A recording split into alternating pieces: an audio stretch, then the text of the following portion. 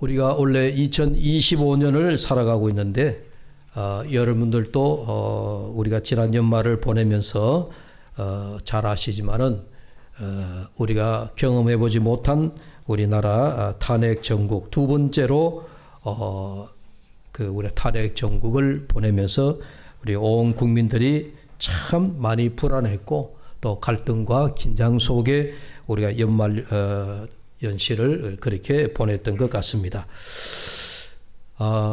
우리가 나라 정치하는 사람들이 정치를 참 잘해야 되겠다 하는 그런 생각을 많이 하게 되어지죠. 국회의원이나 정치하는 사람들 정치를 잘 하지 못하니까 우리 국민들이 매우 피곤한 그런 일정을 보낸 것 같습니다. 나라가 그 어느 때보다도 둘로 갈라지기도 하고 또 국회의원 여야가 서로 싸우는 지금도 싸우고 있는데 이렇게 싸우는 모습을 우리가 언제까지 봐야 되느냐 하는 그런 참 피곤한 일정들을 지금도 보내고 있습니다. 이제 대선 전국으로 갔습니다마는 대선 전국이 빨리 끝나야 나라가 안정이 될 텐데 하는 생각을 가집니다마는 이런 나라 형편을 생각하다 보니까 문득 도산 안창호 선생이 1902년에 미국 캘리포니아에 도착을 해서 당시에 보니까 하와이에 많은 우리 국민들이 거기에 이주해서 옥수수 밭에서 일을 하다가 그리고 이제 또 샌프란시스코로 많이 이주해서 살았는데 도산 선생이 미국에 도착해서 보니까 얼마나 조선 사람들이 서로 엉켜서 싸우더라는 이야기입니다.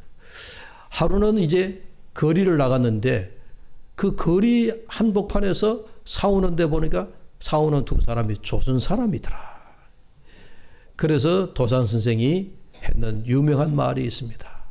같은 동포끼리, 같은 조선인끼리 미국이라고 하는 이 이국 땅에 와서 서로 싸우면 어떡하느냐. 언제까지 싸울 것이냐.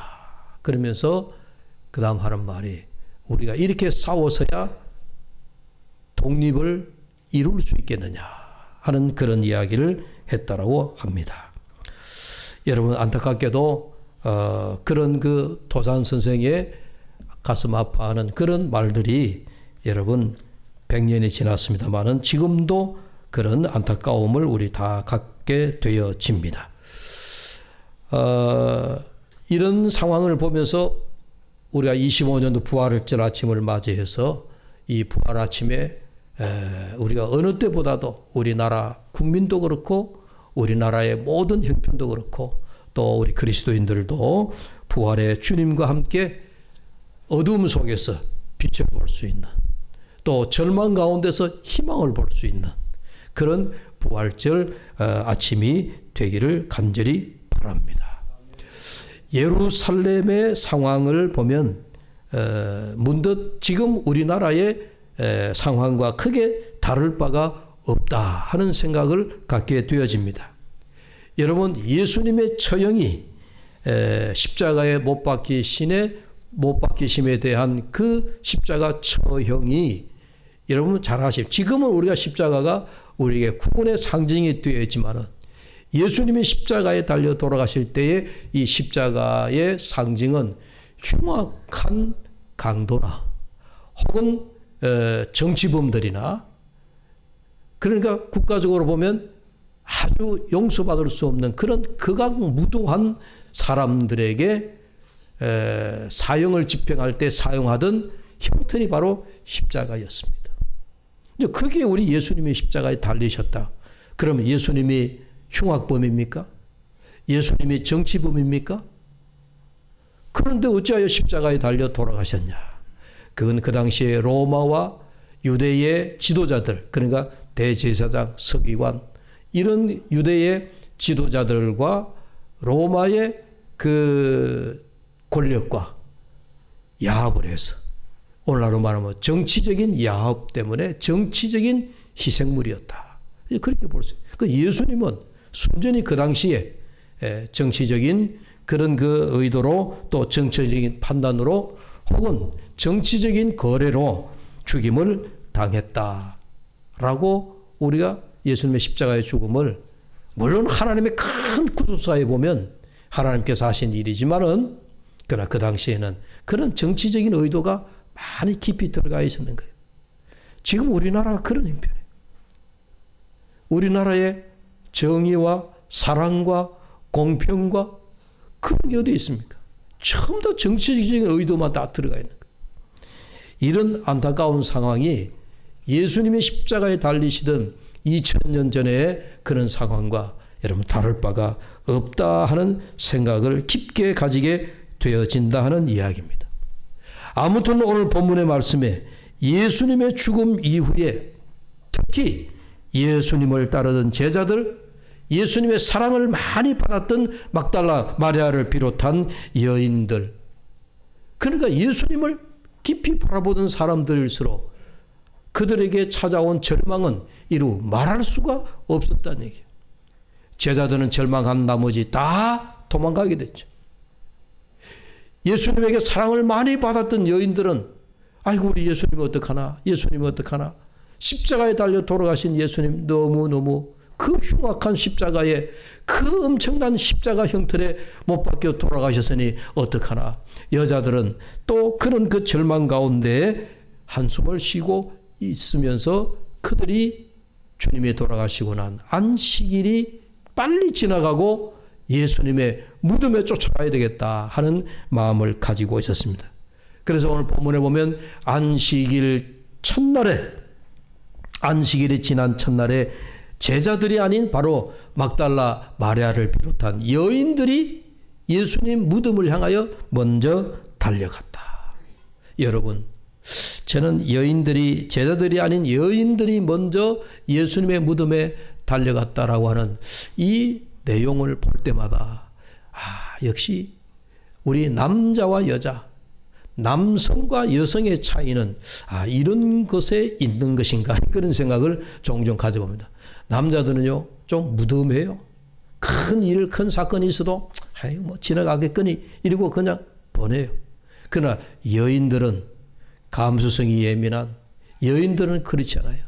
예수님이 돌아가셨는데 예수님 시신은 지금 돌무덤 속에 있을 터인데 어떻게 되었을까?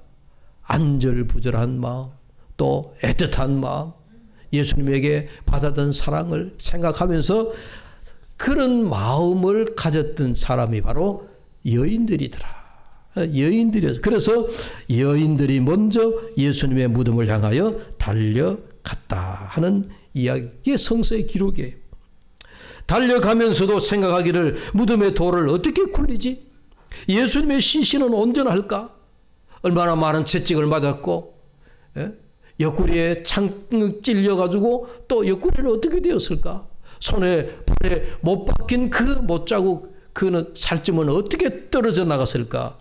이런저런 생각을 하면서 또 여인들이 생각하기를 그 무덤에는 군병들이 지키고 있다는데 그 군병들에 가서 어떻게 예수님의 시신을 보여달라고 얘기를 하지? 아마 그들이 달려가는 중에 여인들이 주고받았을 만한 그런 이야기들을 우리가 충분히 생각해 볼 수가 있습니다. 근데 무덤에 도착해 보니까 무덤의 돌은 이미 굴려져 있었더라라고 얘기했고 그 위에 천사가 앉아 있었고 무덤을 지키는 병사들이죠. 무덤을 지키던 자들은 땅에 꼬꾸라져서 벌벌벌벌 떨고 있더라. 그렇게 이야기를 했습니다. 이런 광경을 지켜보던 여인들이 자기들도 얼마나 무섭고 두려웠던지 말도 못하고 무덤에서 벌어진 이런 여타의 광경들을 바라보고 있는데 그때 천사가 하는 말이 이런 말을 합니다. 너희는 무서워 말라. 십자가에 못 박히신 예수를 너희가 찾는 줄을 내가 아노니 그가 여기 계시지 않고 그가 말씀하신 대로 살아나느니라. 너희들보다 제자들에게 가서 말하기를 너희들보다도 먼저 주님이 갈리로 가셨다라고 전해라. 사랑하는 여러분, 오늘 얘기해 보면 5절에 너희는 무서워하지 말라. 무서워하지 말라. 이 무서워하지 말라고 하는 단어를 보면서 문득 그런 생각이 들더라고요. 여러분, 우리의 삶은 늘 불안하죠. 여러분들이 지금이 조용하고 지금이 평온하고 지금이 아무 일 없어서 하고 나는 좋다. 마음이 지금이 최고다. 여러분 그런 게 그 순간이 얼마나 가던가요? 너무 평안하면 야 이거 내게 무슨 일이 일어나는 거 아니냐? 태풍전의 고요함처럼 우리의 마음이 항상 그런 거예요. 어떤 일이 일어날지 모르는 거예요. 이것이 우리 인생이 아닌가 하는 생각이 듭니다. 그래서 여러분 한번 생각해 보십시오. 예수 그리스도가 없는 자리에는 언제나 우리가 불완전의 연속입니다. 믿습니까? 예수님이 있는 자리는 평안이에요. 예수님이 함께하면 우리에게 평안이지만 예수님이 없는 그 자리는 내가 아무리 평안해도 내가 아무리 두 다리 뻗고 다리를 쭉 뻗고 있어도 여러분 그 자리는 불안한 거예요. 그래서 여러분 예수님과 함께하는 자리만이 우리에게 평안이 오는 줄로 믿습니다. 어느 교회에 한 뒷마당에 오래된 감나무가 있었습니다. 겨울이 지나고 봄이 찾아왔습니다. 교회 뒷마당에 앞마당에 있는 나무들은 다 새순을 피우고 꽃이 피고 막 그러는데 부활절이 다가올 때가 다 됐는데도 요즘과 같이 감나무에는 새순이 하나도 돋지 않았습니다. 그래서 교우들이 목사님 저 감나무가 어떻게 지난 겨울에 죽었나 봅니다. 저 감나무가 봄이 되었고 부활절을 앞두고 있는데도 감나무에 새순이 꽃이 피지 않으니 잘라버립시다. 저 나무 가지가 다 죽은 듯하니 저 나무를 잘라내버립시다 라고 얘기했는데 목사님이 좀 더 기다려봅시다. 부활절이 앞에 있으니 부활절까지만 좀 기다려봅시다 그랬다는 거예요. 그런데 여러분 부활절 아침에 놀라운 일이 벌어졌습니다. 그 죽은 듯 모든 교인들이 감나무를 내버립시다라고 얘기했는데 베버리자고 얘기하는 그 감나무에서 여러분 한 가지에서 파릇파릇 연한 새순이 탁 하나 튀어졌는 거예요. 아, 이 감나무가 죽은 것이 아니구나. 그날 부활절에 목사님이 설교를 했습니다. 우리의 삶도 마찬가지입니다. 완전히 끝났다고 느낄 때 주님은 우리 안에 새 생명을 틔우십니다. 그분의 부활은 단지 2000년 전 이야기가 아니라 오늘 우리가 다시 일어날 수 있다라고 하는 하나님의 메시지입니다. 그 설교를 내가 한 게 아니고 그 어느 교회 목사님이 부활절 아침에 온 교인이 죽은 줄 알고 감나무를 베버리자고 했는데 그 감나무에서 새순이 하나 올라오는 걸 보고 여러분 희망을 노래했다는 거예요. 절망 가운데서 소망을 바라보자는 이야기였습니다.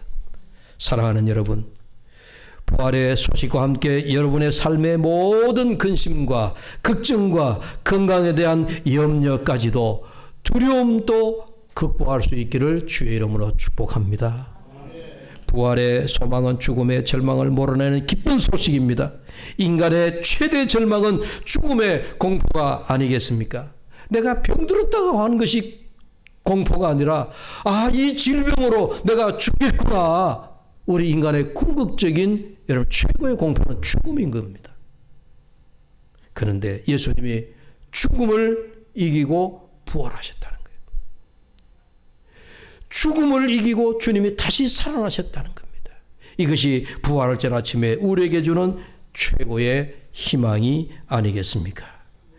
이렇게 죽음이라고 하는 것 때문에 찾아오는 우리 인생의 여러 가지 상실의 아픔, 죽음이라고 하는 것 때문에 우리에게 찾아오는 많은 두려움, 공포, 이런 것들을 바로 극복하게 하는 것이 우리에게 부활의 소망인 줄로 믿습니다. 예수 그리스도의 부활의 승리는 단지 그분의 승리를 말할 뿐만 아니라 우리의 부활과 영원한 생명에 대한 약속입니다. 이 부활의 소망을 오늘 아침 우리 모두의 소망이 되시기를 주의 이름으로 축복합니다. 예수님의 부활의 이야기가 곧 나의 신앙의 간증의 이야기가 되시기를 바랍니다. 기도합시다. 살아계신 주님, 우리의 어두운 삶 속에 부활의 빛으로 찾아와 주심을 감사합니다. 두려움을 이기고 불안을 이기고 질병을 이기고 소망으로 살아가는 부활의 정인 되게 하여 주시옵소서. 예수님의 이름으로 기도하옵나이다. 아멘.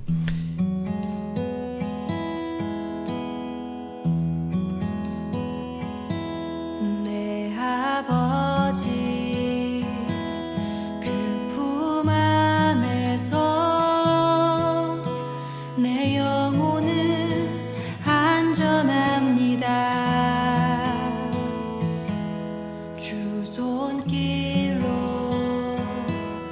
내 삶을 안으시니 그 평강이 나를 덮습니다.